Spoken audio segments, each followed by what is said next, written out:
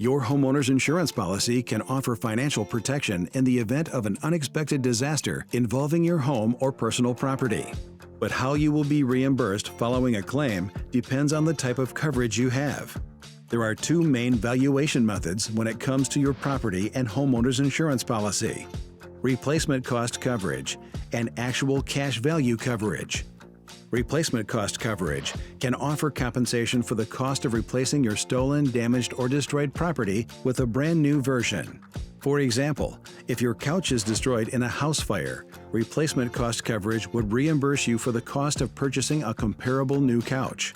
In other words, replacement cost coverage will replace your property without any deduction for depreciation.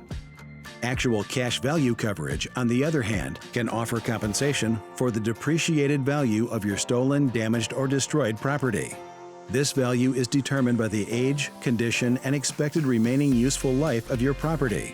Under this coverage, you wouldn't be reimbursed for the full cost of replacing your destroyed couch. Rather, you would be compensated for the current market value of the couch based on the condition it was in before the fire.